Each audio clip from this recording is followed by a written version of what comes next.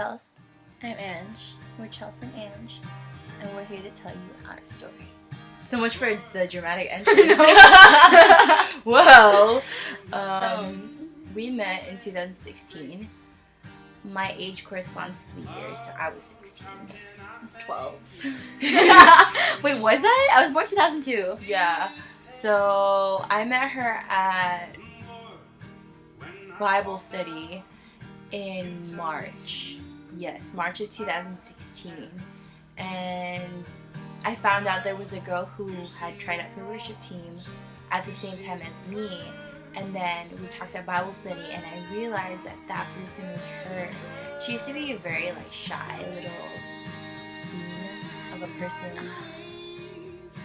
No, I wasn't shy. I was just always quiet. I'm still quiet. She's not quiet, guys. I've been dead in about 3 years. She's not quiet, God. We got connected because of worship team, and then we would go to worship practice together and observe. And at the time, I started doing voice lessons too, so I would help her out. And we would learn together. And no, I remember I started talking to you at Bible study About boys. Yeah.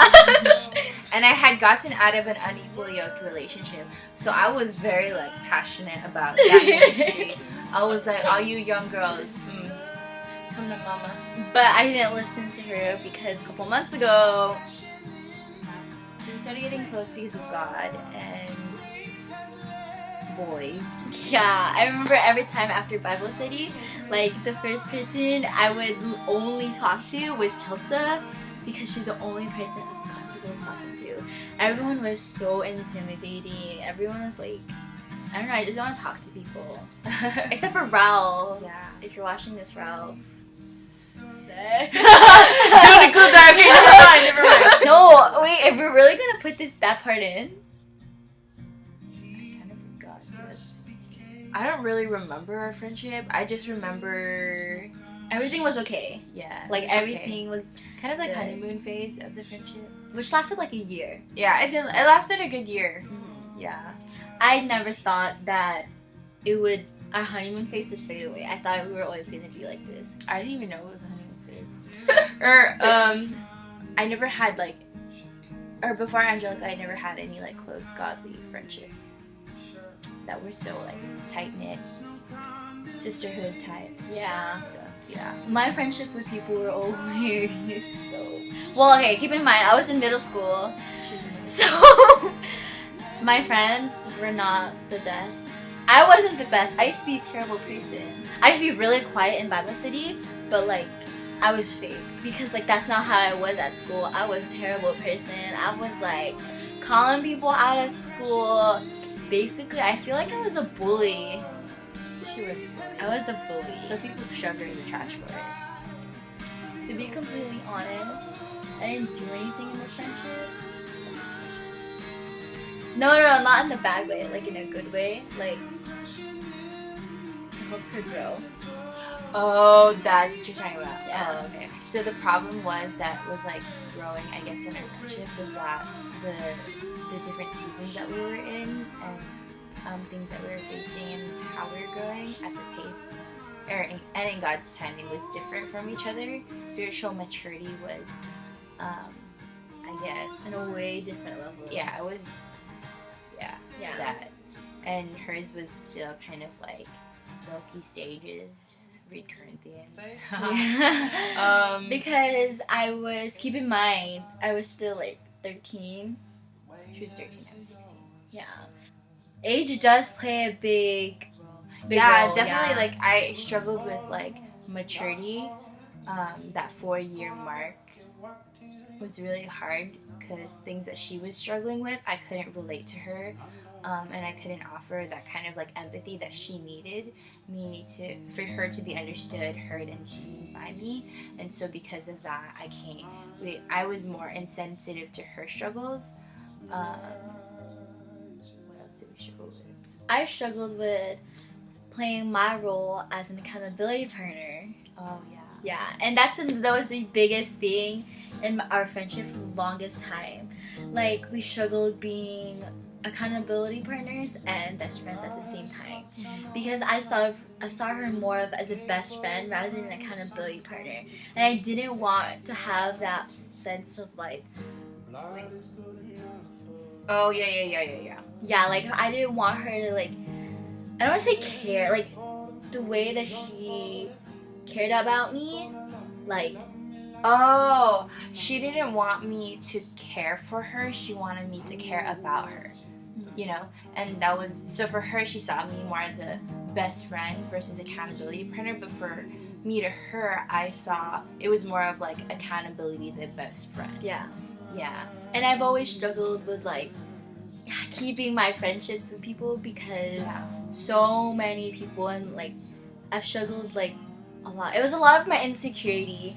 And so when new people came to our lives, I was really like jealous, like, and I let that jealousy kind of like, I like distance myself from her. Like, I kind of push her away from my life because I feel like she doesn't need me anymore. She has that person. Yeah. And so I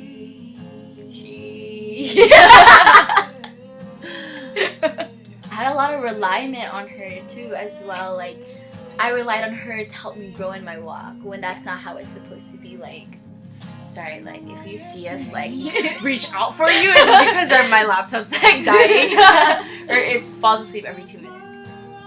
Oh, and we struggled with like me talking more about like, oh, that was a huge thing, because like it would be like 80% like the world and like 20% God. Yeah. And like all I would hear from her was like boys. A lot of it was boys.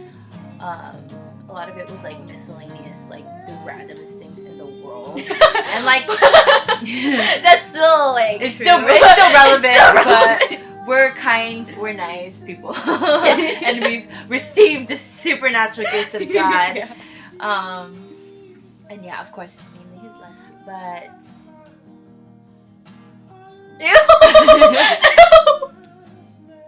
what am I doing? what happened? Yeah, and she would no, because she was so random and stuff like that, and like she would talk about like all these things that weren't of God, I guess you could say. I wasn't the type to entertain those things, you know? And to me, it was more like surface level conversations that I couldn't handle, and I'm more for the depth and more for the raw, real, genuine, like heart stuff. So hearing a lot of that made me struggle to connect with her, and then I also had like those empathy problems, so me being insensitive was again a really big problem. And like another thing that we struggled with is because when she distanced herself from me, she felt like she had to handle everything on her own first, like fix her own problems before she kind of like let that be a burden to anyone else. But I really value communication, so if there was anything in her heart that was really like, you know, just there, I wanted her to like tell me, you know, and I wanted us to like struggle together and go through those growing pains, but loving in the way that to love is to trust, you know? Like one of the ways you can love people is to trust them. Yeah, and in a sense, like even in friendship, it can be unequally yoked. And because we were like accountability, that kind of hurt us in that sense. And like I felt like I was the one more pouring into her. My mentality was like, how can I best serve you? You know, and I didn't realize it at the time, but it was like going one way in that sense. So it was hurting me and the way that I was valuing her and valuing her. Since I was in middle school and I was going to high school, I was originally supposed to go to Diamond Bar High School. It's just a really good school. They live in good though. Yeah. So I chose. It started off as a joke, but then it became real. Like we were joking around, like, oh, I should just go to Roland, you know, and that's where she goes. So I decided, like, you know, what if I actually go to Roland High School and spend my best, like, the last year of her high school year with each other. And then, so what we said earlier, she was in an unequally yoked relationship, and what In the past. Yeah, in the past. So we were totally over that, But my struggle has always been boys. It's always been boys. I got into an unequally yoked relationship, and she was super frustrated with me because she was like, "You're not learning from my mistakes." Like, yeah. Yeah, I really struggle with that because I literally like lived through that, and I told her my whole entire testimony. And like, you can learn one of two ways: one, learn by others' experience; two, experience it yourself and disregard number one. Yeah. She disregarded number one, let me tell you. Yeah, that was pretty rough. It was probably like, how many months was that? That was 6 months. Okay, the relationship was 6 months. And that, me and her were in and out, dude. It's funny, because when she was good with me, she wasn't good with her boo. But Yeah. when she was good with her boo, she was not good with me. Yeah. And so, I thought that, like, when I was in the relationship, I was like, oh, I got my man's, you know, Chelsea has her joy. Oh, let me tell you about that. So she has joy. I have, like, we don't really need each other. Like, we're good. We have these. Because for me, like, in my relationship, he wasn't only, like, my boyfriend, he was also my best friend. So, with me, like, I always want to have that one friend or that one, like, relationship that's always, like, go-to. And so, since me and Chelsea weren't like that anymore, I had that with my ex-mans. And because of that... Oh, it's still recording. Yeah. Wait. Okay, repeat the her man's. My man is her man's, your man. So because of my unequally yoked relationship and my mindset at the time, it ruined so much for us. Like, even when me and my mans broke up. Why do I keep calling him my mans? He's not my mans anymore. When me and my ex-boo broke up, it was so hard for me and her to, like... Yeah, reconcile. Like, we tried so hard. Yeah. Because I remember, like, her mindset was like, I love him so much, like, I can't, like, it's such a waste of time for us not to be together when we can be together. But then I was like, love goes beyond, like, the physical, like, that's true. You know, like, because if you're with someone, you don't have to physically be with them. You don't have to show your romantic affection for you to love them. Like, I think that relationship in particular, like, was very spontaneous, and it hadn't been prayed over. And, like, it was very lustful and, like, full of, like, infatuation and, like, totally. It's a totally different video. Yeah. That's, like, my testimony video. Yeah. And when I was going through that breakup. Oh, yeah. Oh, my God. She literally almost died. This was, like, my podcast at Viola. I was, like, talking, making so many good points, and all of a sudden I paused, and I was like, yeah. I don't know what to tell you. So, during the breakup, I was in my weakest moment ever. Yeah.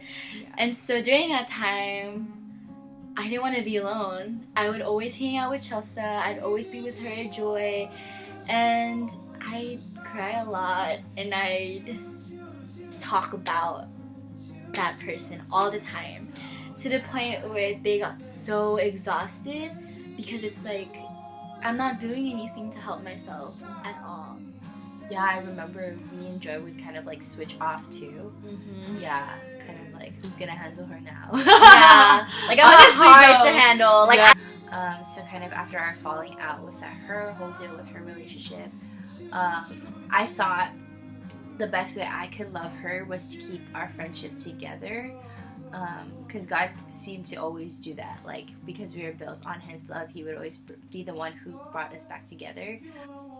But then we had kind of like a miscommunication and like a little fight. And this particular one, though, had made me realize something. And I think I was just, like, my heart was very tired and, like, exhausted, like Angelica had mentioned. And there was a lot of things that were built up in my heart that I hadn't shared with her. And I didn't share it with her because I thought the best way I could love her was to keep us together. But I realized that we were growing, but we were growing apart. So I thought, oh, okay, like maybe now the best way I can love her was for us to kind of part ways in our own seasons, if that makes sense. So I kind of communicated my heart to her. She wanted more in the friendship and I wanted less. There wasn't that balance. Like, she wanted to be here, I wanted to be here. Yeah. And that disagreement, and in terms of how we perceived each other as friends or like accountability partners or whatever, it wasn't the same. And she had expectations for me and I had expectations of her, and we weren't meeting that, and there was a lot of like disappointment, a lot of frustration that was happening. And because like for her, she struggles with like trust and like communicating it to me, I would never know, and I would always be unaware of the problem. And she'd tell me like afterwards, and that made me frustrated. So we would go through kind of like this cycle, and it was very like unhealthy, and it became super toxic. But this one like thing that we had got us on a break for like 10 weeks. And usually we reconcile, and it's like we're good for like right afterwards, you know.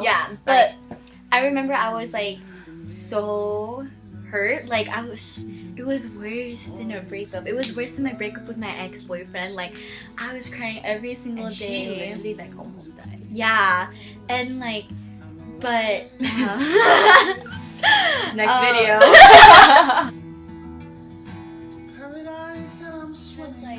I was so exhausted because like there was this routine that I noticed about me and Chelsea, that we would break up, we'd get back together, and then we'd break up and we'd get back together, and it was kind of like a constant routine. And like, it's funny because we went through this though, like a major one of these like 3 times. This is probably like the 3rd time. Yeah.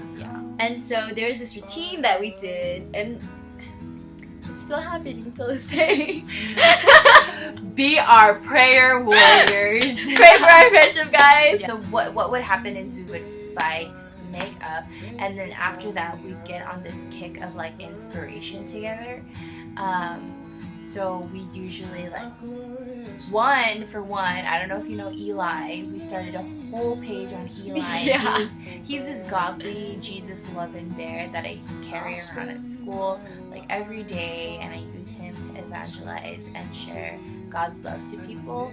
We even did short films and photo shoots with him. And it was just like a creative outlet that we both bonded over. And so that was like the second one, right? And so this 3rd time around, 3rd and final time. Final. 3rd time's the charm, they say. So we get really like inspired, and we go into this creative bubble where we like do photo shoots together, we film, hence why we're doing this whole YouTube video. This is our next project together. I didn't want to like be her friend anymore. Like my mentality after this last fight, I was like, ooh, if I can continue after I graduate, I will be blessed. We were going over 1st and 2nd Corinthians in Bible study, and like the whole theme of like accountability, reconciliation, forgiveness, and like God was really pressing in my heart to kind of talk to her in this like 10-week period, I guess, and likewise for Angelica.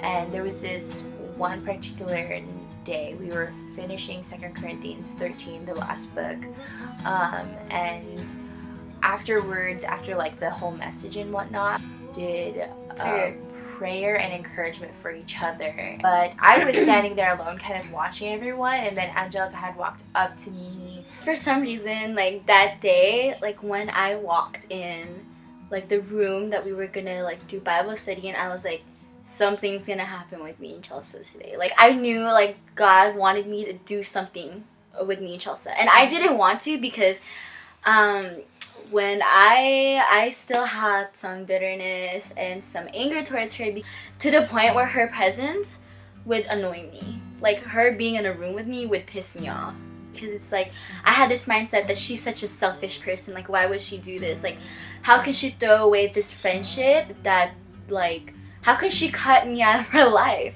after everything we've been through, after like all the things we've gone through, literally life and death. kind of like found satisfaction. Like my flesh was like, this is so funny right now. She's Yeah. so phased by me. Like I went to drop off my brother at the gym. He goes to Gold's Gym, and I decided, hey, I want to go out and treat myself, and I brought my grad dress, and then okay, so I was at the mall with Brant Rodriguez. I was at the mall with Brant, and it was on a Monday. Like, out of all the days on Monday, like, you would go to the mall on a Monday. Yeah, and I never go inside the mall ever. This is my first time. Mm-hmm. And so we freaking run across each other, and that was the week that we reconciled. Yeah. And so that night, she had prayed for me, and like mid-prayer, she was like bawling her eyes out. Oh, and yeah, I didn't know why. Not finish the prayer. And so then I hugged her, and then I started praying for her, and then I left Bible study. I was like, dang God, I knew you were gonna do something, and you did. And I'm following you in obedience, but there's still unwillingness in my heart. Like, I was conscious of what the Spirit was doing, and going wherever He leads, but there was still that unwillingness in my heart. And so God was like, let me surprise you and like kind of show you what I want to do. So literally the next week, I started talking to her. Yeah, she started approaching me more often and like asking me like questions about God. Yeah. And so I was like, wow, the God of peace and love is with us. And I really felt that resonate that week. And so she started talking to me more, and I was like, okay, like, she's being intentional. She wants to talk, okay. Yeah. That Wednesday, she asked to go home with me to go to Bible study. I was so nervous. And it's been weeks since she had gotten a ride from me, And so then that day, it was low-key awkward at first because I came from the chiropractor. Yeah, she left me in the house. Yeah, with my brothers. I'm used to it though. Yeah, before she would just stay at my house while I was there. Yeah, sometimes that happens. I never thought we would be like this again. I thought that. Oh yeah, same. Yeah, I thought that our friendship would just be like, oh, we're just gonna be like kind of acquaintances that would talk about God from time to time. Cause like, you know how some people have that friendship where it's kind of like, oh, you just talk about God and that's it. Like, but for some reason, the grace of God, we became like. And it was kind of weird too. Like that week we hung out, and then like fellowship was really like a blessing, and I had forgotten what it felt like to enjoy her presence, because before, like in that break, I did not remember like one good thing from our friendship, and that was really hard for me to just like appreciate and be thankful for her. And so we went to PIHOP together, Pasadena International House of Prayer. Link in the description below. I will. Yeah, you honestly, go to the well. And afterwards we went to like watch Infinity War. We got matching tattoos. We got matching tattoos right here. Yeah. And we just do like a lot of those crazy like bonding stuff. And literally like each of those moments, like God made it happen. I kid you not. So I'm really like grateful for that. And since then we've been good. I think what helped me in the friendship was just being more kind and being just a nice person. Because if you know me, if you know, you know. Shout out to M1 for giving me that one. But yeah, if you know me, I'm the most savage person when it comes to like jokes and stuff like that. And if you know Angelica, you'll know that she's a very easy target to hit.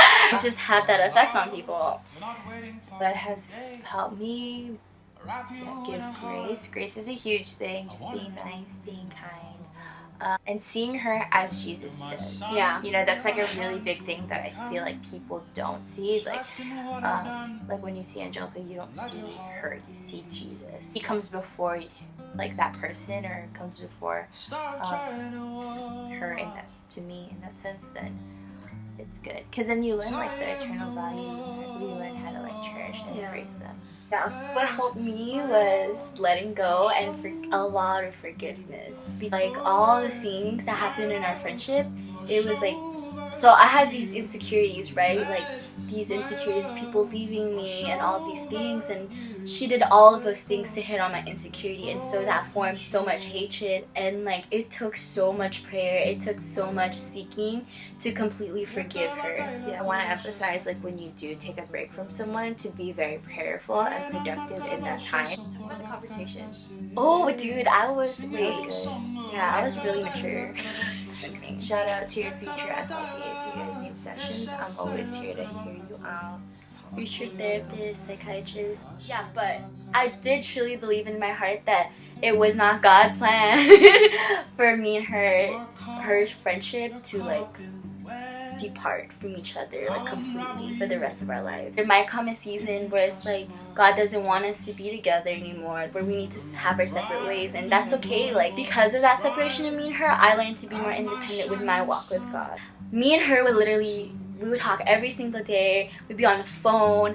We went to school together. Like, there was literally no distance between me and her. I needed that huge distance so I can learn what it's like to be alone in my walk with God. Yeah, going back to what I was saying earlier, like, I genuinely like really believe that me and Chelsea's friendship isn't gonna end. Like, a friendship like this is gonna end like that. Like, no way, dude. Like, this is not what God wants for us. Like, God has something planned in our friendship that's so much like better than this, and I knew that.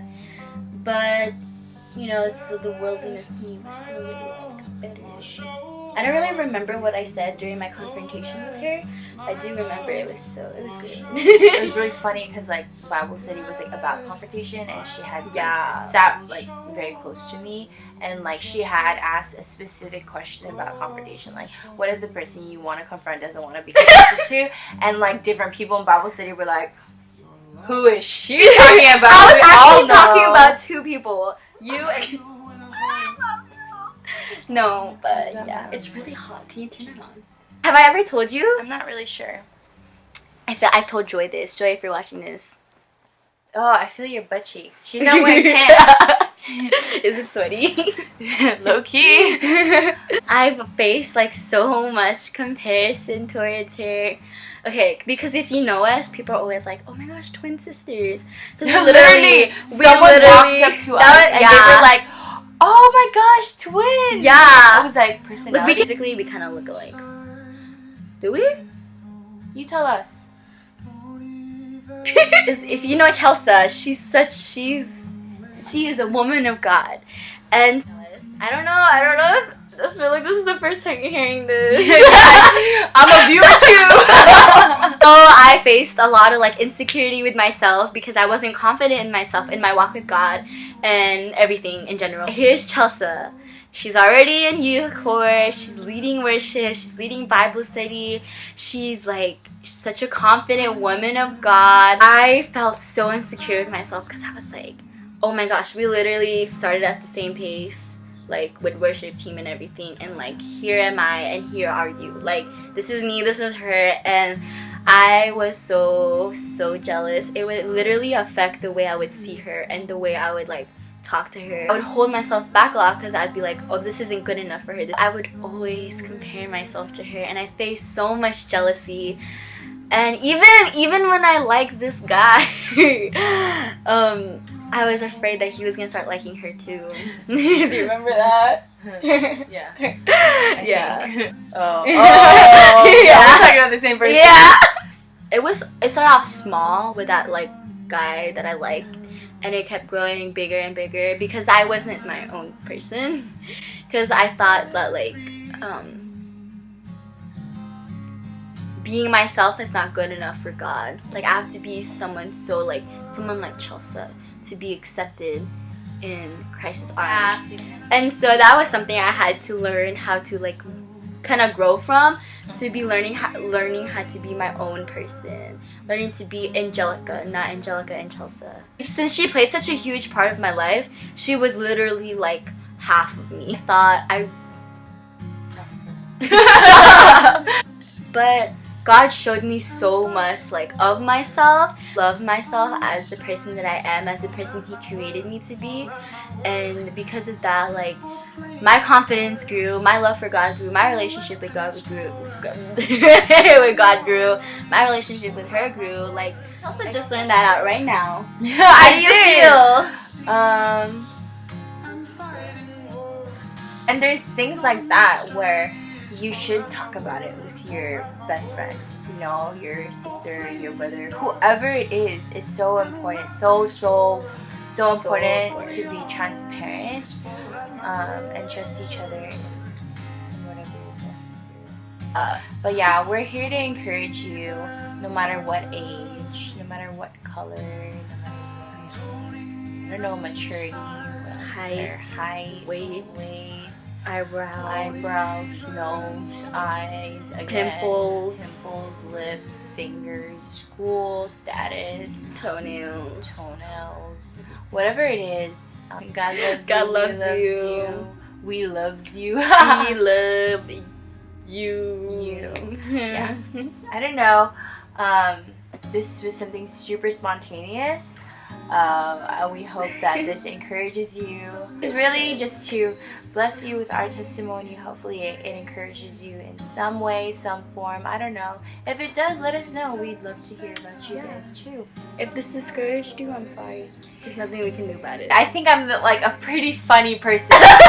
So if you want to hang with me and hear my jokes, don't. We love Jesus. We love you. We love each other. Thank you so much. Okay, bye. Bye. Doesn't matter what it is, doesn't fade you.